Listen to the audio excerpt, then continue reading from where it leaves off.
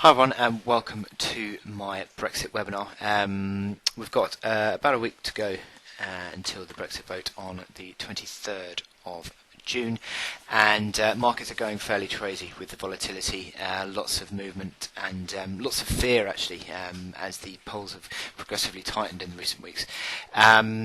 And that is sort of driving a lot of volatility and market movements, with cable strongly lower, equity markets selling off, a big flight to safety actually, which could certainly be attributed to the fears for a Brexit.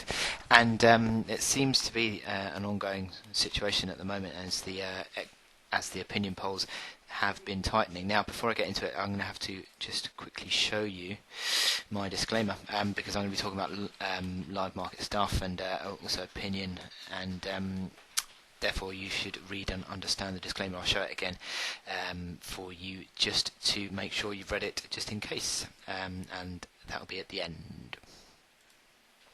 So what are we going to talk about today? Well, we're just going to look initially at the situation with the opinion polls, and looking at what the pricing issues and positioning issues are around trading, and just a little bit of an FYI really, when are we going to know what the results are, and what times they're going to be coming out, and also looking at the market impacts, because there's lots that the Brexit vote could do. Okay, let's get into this, and we'll look initially at the opinion polls. Now, these opinion polls have been progressively tightening, as you can see with this chart here. I look at the poll of polls by NCP, Number Crunch Politics, and they've been tightening in recent weeks. I sort of did some interviews for TV about a month ago, and the opinion polls were around about 6, maybe 7 points ahead for the Remain camp, but that has been progressively tightening. And look, it's now less than 1 point, 14.59 to 45.5. And look at the size of the don't knows. That is really important, because it just shows you that the amount of swing that you could still get in the final week of the campaign. And it's going to be a tight one. At the moment, I still am favouring a marginal Remain camp victory, because I still think that there's going to be a silent status quo voter that is just going to make their opinions felt, obviously through the vote, but obviously unwilling to give an opinion throughout the opinion poll. So I think that is going to be the case, but I might be wrong, and it's going to be very tight though, and I think the volatility that we're seeing in markets is going to continue in the run up through to the poll on next Thursday. But certainly it is very tight. Now, all this increasingly tight market conditions creating trading difficulties.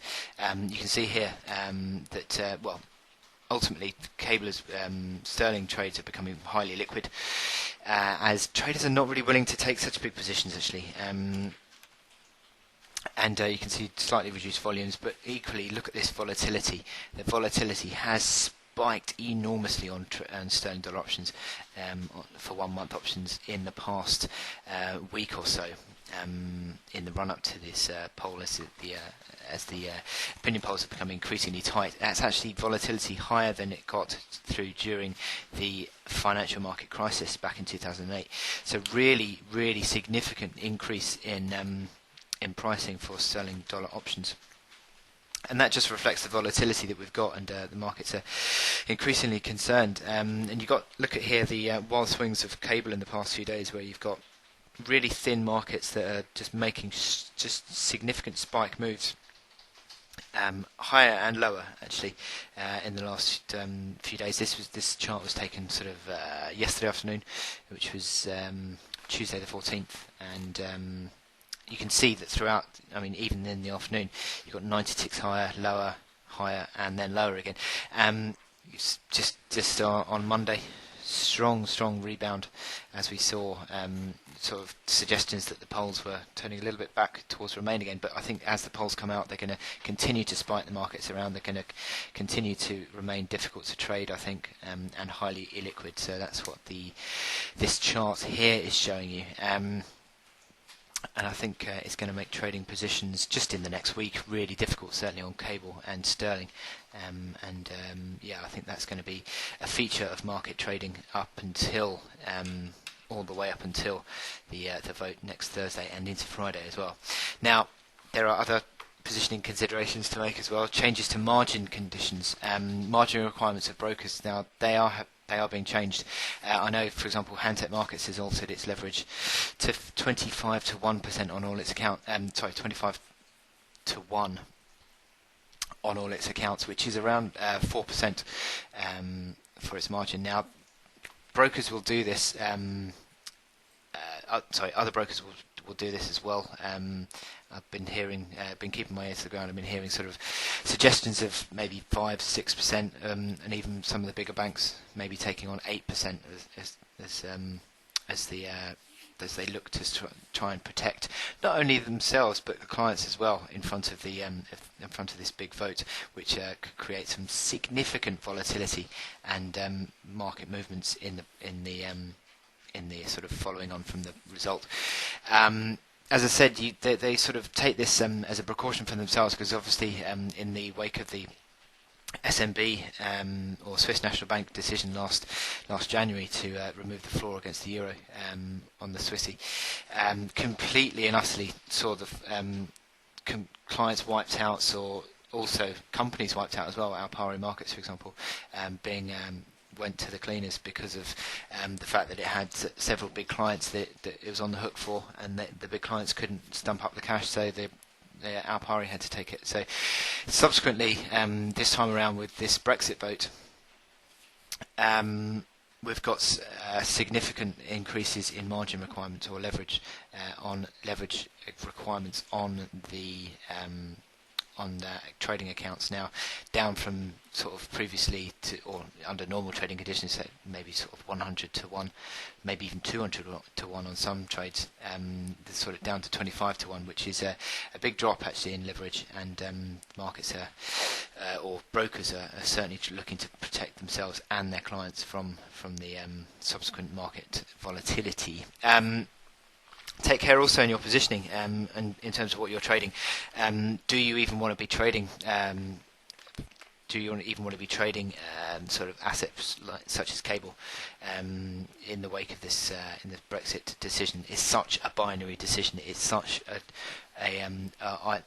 decision that could either create significant gains or significant losses, depending on which way you go. Now, as I said, the liquidity is very thin, and that could continue also in the wake of the decision as well. Maybe, say for example, you've got stops on your positions, and if the markets are lacking liquidity, then you may not get those stops. You may be filled at dreadful levels, so you need to be careful of that. I mean, that was certainly the case with the SNB decision last January, and that is something as well that we need to sort of bear in mind. There is no exit poll at 10 o'clock as the polling booths closed. Now I'll go through the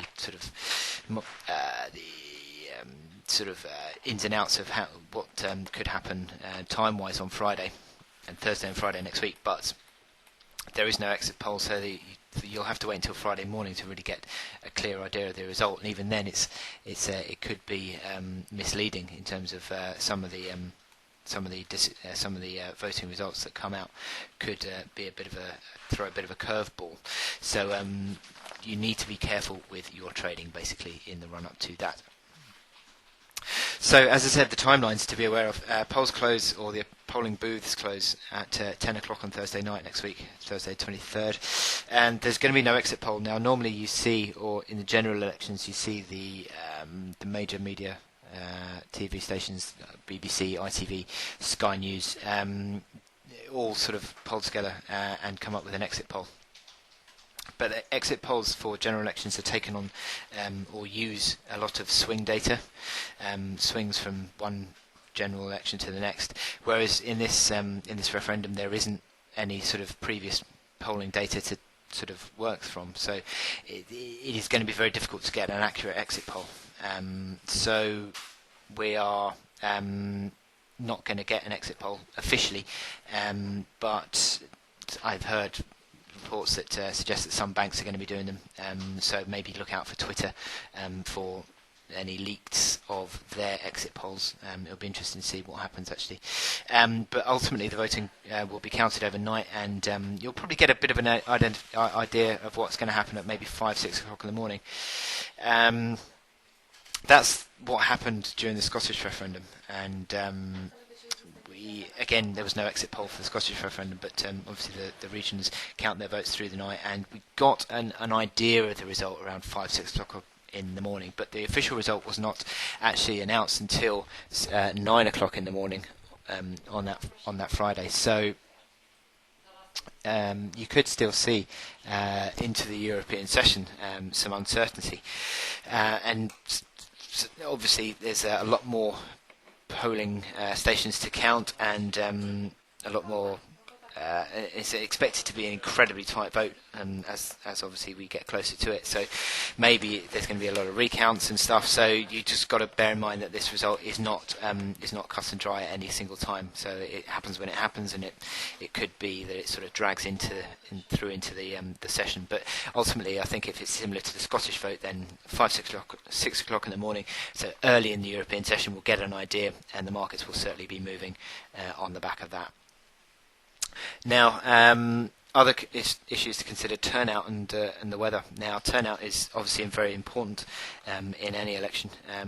The legitimacy of a low turnout would be interesting. So, for example, if it was less than 50%, although it's expected to be quite a large turnout. So, I don't think that's necessarily going to be much of an issue. But also, you look at who's going to be voting. The late scramble to take up voting. Registration should theoretically sort of be a nod towards the 18 to 25s signing up to do that, but also the weather as well. I mean, there's always this thing in the UK that if it's nice weather on polling Thursday, then the older generation will come out and vote, and it looks like that they will be tending to vote towards a Brexit. So nice weather could mean more chances of a Brexit. I mean, these are all speculation, clearly, and to be taken with a pinch of salt, I suppose. But yeah, just bear in mind that the weather has or could have an issue.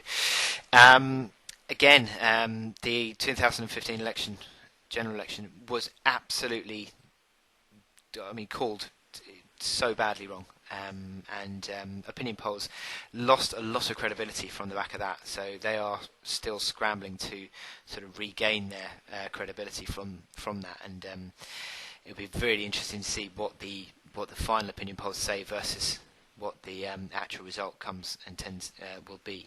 That's why I'm following NCP, which is a poll of polls, but also their methodology had a really good way of. Well, they were close to calling the general election of 2015, so I think they seem to be as good a one as any. But yeah, so just bear that in mind. Also, regional disparities. Obviously, there's going to be lots of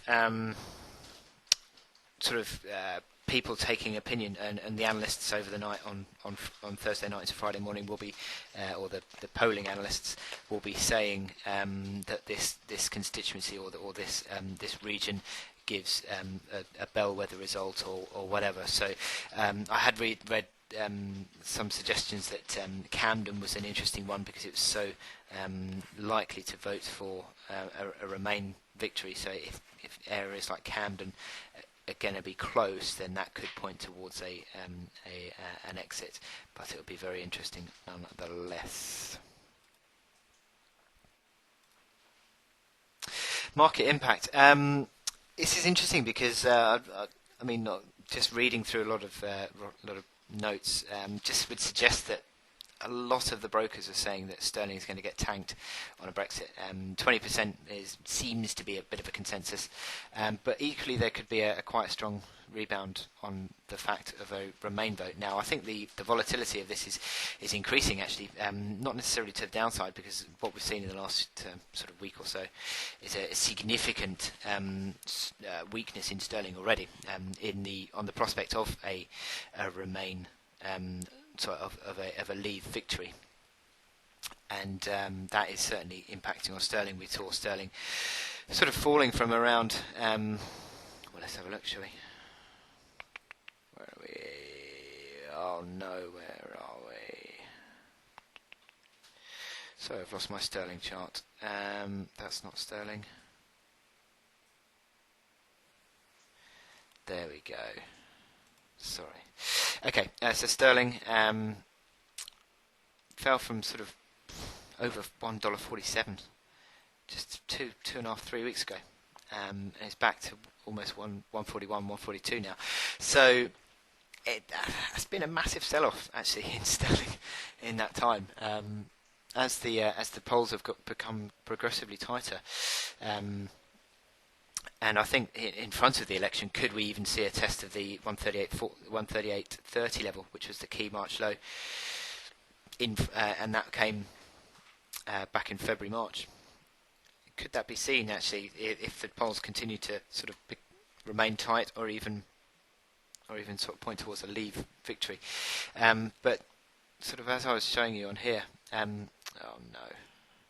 I was showing you on here. A sterling decline in the event of a leave camp could see 20% off, and taken from 145, which is around about where the forecasts were made. That could be around 116 on sterling. Now, equally, we could get a sterling rally on a Remain victory. 5% from 145 would be 152. So that would be interesting. So we could see, if I zoom out, 152. Which is back to sort of the levels that we saw just in December, really. So, it's not a ridiculous rally, is it? But in terms of time and in terms of where we've been, but it is quite obviously a big rally in the fact that it's currently 1,000 ticks on current prices. So if that is the case, then we could see some significant rebound, because obviously all this move that we'd seen has basically come on the fact that the market's been factoring in a leave camp victory potentially, or the risk of a leave camp victory. So that would need to be sort of repriced in. So we could see a 152 quite easily in that regard. Now, in terms of euro sterling, now this is interesting, because basically I think it's a difficult one to really call, because not only are you going to get sterling weakness, but you would also see euro weakness on the back of a Brexit vote as well, because obviously sterling or UK leaving the EU could have a significantly huge impact on EU, not only in terms of the economy but also politically. And it could push not only the UK back into recession, but also the EU, because one of their largest trading partners would be leaving. The EU apparently exports around about 7% to the UK. 7% of EU exports are to the UK, and within that, obviously, there are winners and losers on individual countries. But that would be a significant impact on the EU, because all those 7% exports would come with a significant uncertainty as to exactly how that's going to be moving forward. So that would affect the euro as well. I think in the event of a Brexit, I think the euro would be sold off quite strongly. But equally, I think that the dollar would become a big safe haven again. Dollar has been performing well in recent weeks, despite the fact that in the last week or so, despite the fact that we've seen that significantly disappointing payrolls report. Now, I think that has become because I think the dollar is seen still as sort of one of the safer haven trades, and only around 3% of US exports come to the UK, and the argument being that if UK moves into recession, that sort of would impact their exports, but certainly not to the degree of it would in the EU, because the US would be relatively insulated. So the dollar would certainly outperform sterling, and probably outperform the euro as well. So I reckon, I've put here 20% sterling decline is 95 pence, and a 5% sterling rally is a 75 pence. But I think you would take that with, I think it would be less than that, because obviously you'd see the underperformance also of the euro relatively against forex majors. So therefore, what would happen to euro dollar? Well, I think, again, as I said, I think the euro would come under pressure, and I think the dollar would be bought in a safe haven trade. So euro dollar would subsequently sell off quite strongly, I think, in the event of a Brexit. In the event of no Brexit, would the dollar start to unwind? Maybe it would. I don't think enormously. I think the euro hasn't been massively affected yet from a Brexit, maybe to a certain extent, and maybe the sell-off in the last sort of few days has been impacted by that. Here's the euro, and it has certainly been affected in the last few days. As I mean, for example, the Deutschmark, the German Bund has fallen below fallen into negative territory. And that is certainly on the back of the Brexit, and subsequently we've seen the euro falling away as well. So I think the euro has been under pressure from this dollar strength and also the flight to safety. So I think that there could be an element of a recovery on the dollar, on euro dollar.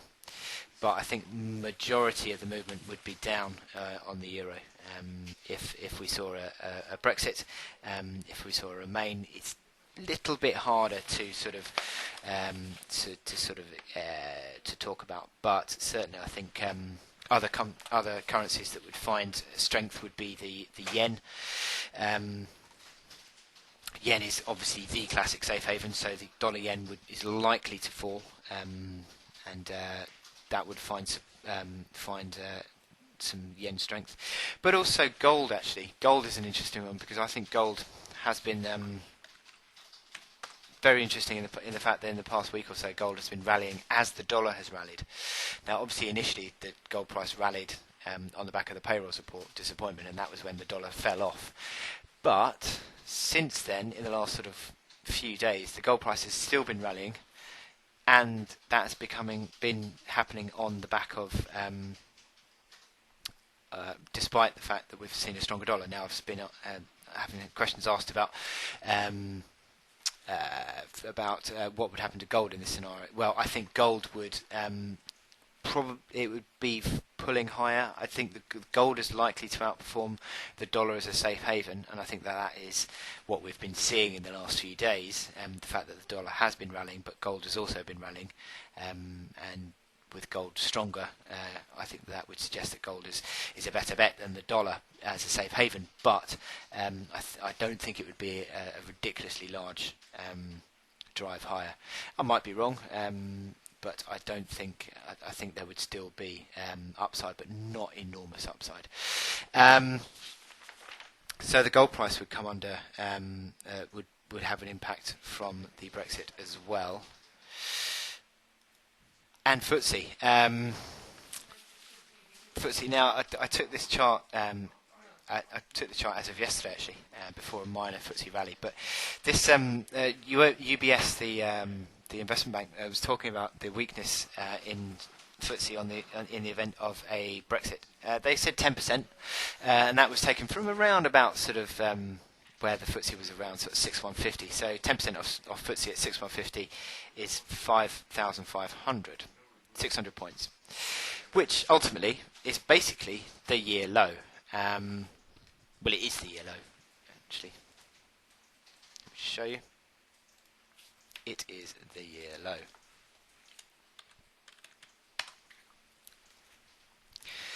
Year low, February. 5,499.5. So it basically is the year low. And I think that is likely to be seen, actually, in the event of a Brexit. Because you'd see UK moving into recession, you'd see pretty much across the board UK assets being sold off on the uncertainty. It would create such uncertainty that you'd imagine that any sort of Footsie assets would be sold. Perhaps to a certain extent it would be insulated by the fact that you'd see a stronger cable, because around about 70-75% of Footsie revenues are generated abroad, so when they actually get translated back into sterling sterling denomination, a weaker sterling would actually create a benefit for that. So perhaps that is to a certain extent why Footsie is only expected to rally to fall maybe 10%. on a Brexit. Also, you get the dollar-denominated assets, dollar-denominated dividend payers, such as BP, for example, Shell, likes of those that pay their dividends in dollars, and then they translate that into sterling. You'd get a relatively better exchange into sterling with your dividend from that regard. So there would be winners and losers, I think, in that environment. But anything, I think, with an exposure to the UK, anything with an exposure to the Eurozone, I think would come under pressure because obviously the impact of a Brexit on not only the UK, with the UK moving into recession, but also the Eurozone moving into recession as well, likely to be seen. So anything with any European exposure would be hit. But maybe anything with US exposure would be relatively well insulated, and certainly dollar exposure would be well insulated, any dollar revenues. So that would be helpful for the outperformance there, I think, of Footsie. I've had a question about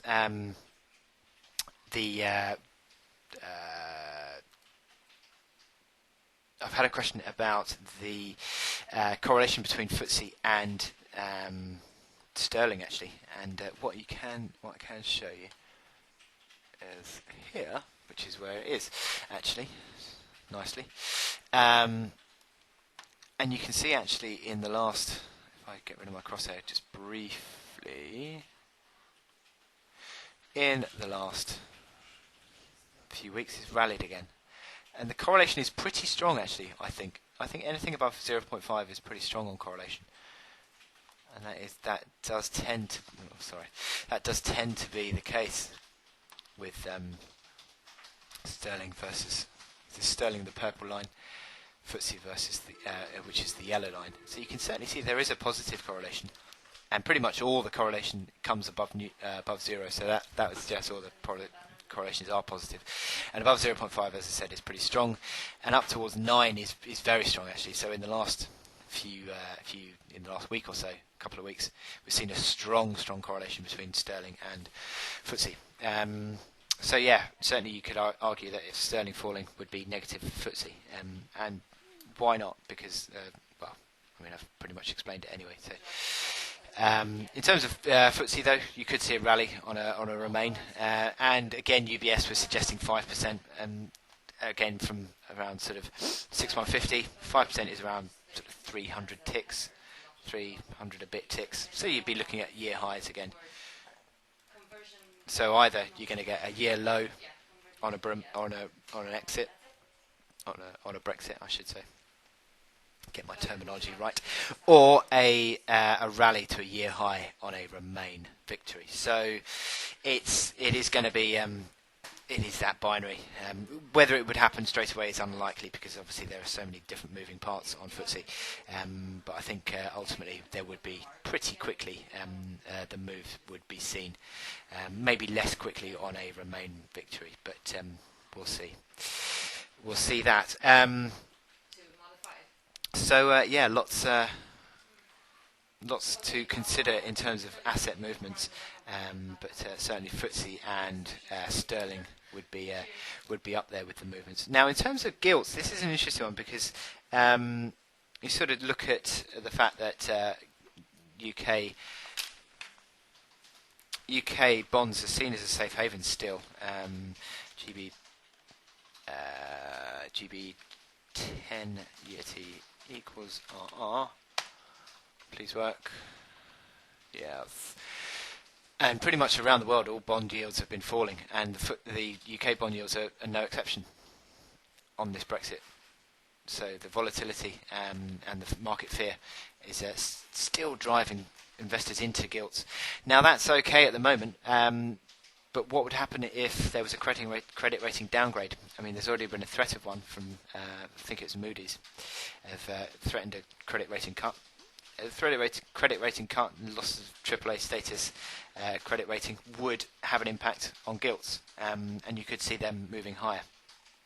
Also, the fact that inflation expectations would move higher as well. So, gilts would likely be sold off in the event of a Brexit. Inflation is likely to go strongly higher, and also the prospect of maybe even, I say maybe because it's very difficult to know exactly how the Bank of England would react. Would they react to rising inflation, or would they react to falling growth and recession? The classic monetary policy response to both of those is two different things. To combat falling growth, you cut interest rates. To combat rising inflation, you raise interest rates. So it's difficult to know exactly how they would play it, and there are arguments to say both ways. So it would certainly, I think, the gilt market would have an impact as well. But at the moment, obviously, the gilt yields are at trading around record lows. But would that remain the case? With a Brexit, I don't think it would. I think gilts would be sold off. So lots to ponder there in terms of the markets. So, what's my opinion? Well, I think it's going to be a narrow Remain victory. As I said earlier, I think that the silent voter is going to come out and is likely to vote for status quo. It seems as though that was what happened in the Scottish referendum. And I think that's likely to happen again. I know the opinion polls are getting increasingly tight and everything, but I think that it's going to be just difficult for. I think we could see a slight Remain victory, but it's going to be so tight. It's going to be ridiculously tight, as the polls suggest.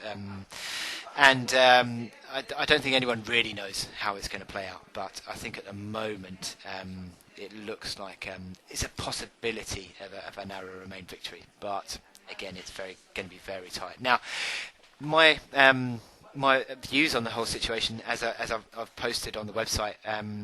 Yesterday, actually, I gave my opinion yesterday, and I think I've sort of done a lot of looking through or as many of the factors as can be expected, or as my little tiny brain can cope with. I think that I'm sort of going for head over heart, really. Economics over immigration. It's really tight because you can argue that. There are decent arguments on both sides, but at the end of the day, I'm an analyst, and I have a sort of an analytical brain and a logical brain, or I like to think so. And subsequently, I can't see the argument. I can't take that argument of the heart. Sort of, I don't buy this whole argument that the loss of sovereignty and that we're not making our own decisions. I think yes, obviously we're running a lot of EU directives and EU laws in our own laws, but again, it's difficult to say exactly how many affect seriously affect the UK economy. And apart from that, if we're going to have to trade with the EU again in the future, which obviously we will want to, we'll have to take on, we'll have to sort of abide by their laws to trade within the European Union again. So does it actually?